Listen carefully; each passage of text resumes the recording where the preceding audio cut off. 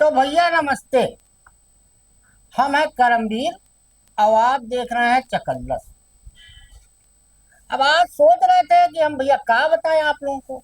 तो ऐसे सरसरी तौर पे देख रहे थे खबरों को, तो एक बहुत बढ़िया खबर मिल गई। एक आरटीआई कार्यकर्ता है, भारत के बहुत प्रसिद्ध कार्यकर्ता है। उन्होंने प्रधानमंत्री कार्यालय में एक आरटीआई लगाई कि प्रधानमंत्री आवास में कुल कितनी गाय हैं और उन पे कितना खर्चा हो रहा है। तो भैया जब प्रधानमंत्री कार्यालय के जन सूचना अधिकारी ने जो जवाब दिया, उसको जब हमने पढ़ा तो हमारे पैर के नीचे से जमीन खिसक गई और सर के ऊपर से टोपी उड़ गई। पता ही चला कि खाया पिया कुछ नहीं, गिलास तोड़ा 12 आने का। प्रधानमंत्री अवसुआ पे एको गाय है ही नहीं। जो आरटीआई का जवाब बताता है उससे यही पक्का लगता है। तो हमको भैया याद आया कि एक तो मोदी जी का वीडियो फोटो खूब वायरल हुआ था प्रधानमंत्री आवास का। बढ़िया लकालक कुर्ता सदरी उदरी पहने मोदी जी अपने ड्राइंग रूम में बैठे हैं कुर्सी पे। और एक होती है पुंगनूर नस्ल की गाय, 2 फुट वाली, आजकल बड़ा चलन है उसका। और उसको चारा खिला रहे हैं, सूला सहला रहे हैं उसको। फिर वो दुपट्टा उपट्टा भी पहनाए थे, घंटी बांधे थे, फिर मंदिर में ले गए थे अपने। ये सब भैया वीडियो हमने देखा था। तो हमें लग रहा था कि मोदी जी पुंगनूर नस्ल की गाय का ही दूध पीते होंगे, इसीलिए इतने गोरे चिट्टे हष्ट पुष्ट हैं। दिन भर में 18-18 20-20 घंटा काम करते हैं पुंगनूर गाय का दूध पी के। लेकिन भैया ये तो निकला सब फुस मामला, कहीं मोदी जी गए नहीं पाले हैं। तो हमको ये नहीं समझ में आया भैया, अगर मोदी जी पुंगनूर वाली गवा पाले नहीं है तो उसको दिखाए काहे थे वीडियो कि मोदी जी देखो गाय के बड़े प्रेमी हैं, पाले हैं पुंगनूर। और देखो उसको ड्राइंग रूम में दुपट्टा पहना रहे हैं, सोला रहे हैं। अब भैया हमारा माथा ठनका। हमने कहा ये तो बहुत बड़ा झोल है। मतलब हम तो समझ रहे थे भाई मोदी जी गाय भक्त हैं, गाय पाले होंगे प्रधानमंत्री आवास पे। अब हमको भैया एक डाउट और हुआ। हमने सोचा कि ऐसा तो नहीं जो मोरवा को दानवा चुना रहे थे मोदी जी, वह तो नहीं, अगर आरटीआई को जैसे डाल दे तो पता चले कि भैया वो मोर भी नहीं है। लेकिन ऐसा है नहीं, मोर तो है प्रधानमंत्री आवास पे, हम एक बार गए हैं तो देखा है हमने।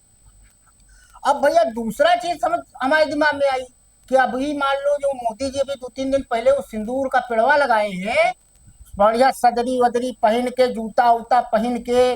और पहले वो गढ़ा उड़ा खोदे हैं फरुआ कुदार से, फिर में पेड़वा डाले हैं, फिर मटिया डाले हैं, फिर खुरपा से पता नहीं क्या दाहिने बाएं उसके कर रहे थे, फिर पानी फवारा डाले थे। तो हमने सोचा भैया कहीं आज के 2-3 साल बाद अगर किसी ने आरटीआई डाली कि वो सिंदूर का पेड़ प्रधानमंत्री आवास पे नरेंद्र मोदी जी ने लगाया था, उसकी क्या स्थिति है। अब पता चले भैया कहीं ये जवाब मिले कि उस सिंदूर का पेड़वे नहीं था, या ही पता चले कि वो सूख गया, तब तो भैया बहुत बड़ा झटका हमको लगेगा। अब सोचो भैया आप, पहले मोदी योजना बनाए, घर घर सिंदूर बांटा जाएगा, उनकी नसों में सिंदूर बह रहा था। वो पासा पड़ गया उल्टा। तब तक गोदी मीडिया ने खूब चिल्लाया था कि अब सिंदूर बांटा जाएगा, और सब डिबेट उबेट पर प्रवक्ता इनके खूब कह रहे थे। बाद में वो अमित मालवीय आईटी सेल वाले, उन्होंने फुस पटाखा कर दिया कि नहीं ये गलत खबर है, अफवाह है। अब मोदी जी कुल बुलाए होंगे कि भैया अब क्या करें, औरतें तो सब एंटी हो गई, कह रही हम आएंगे सिंदूर बांटने वाले तो उनको जूतों से पीटेंगे। तो मोदी जी ने फिर ध्यान लगाया जाके अपने कमरे में, हमको ऐसा लगता है मतलब।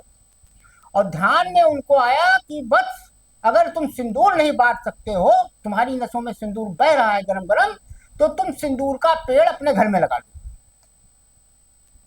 तो मोदी जी को अब छट से सूझा और उन्होंने कहीं से सिंदूर का पेड़ लाए।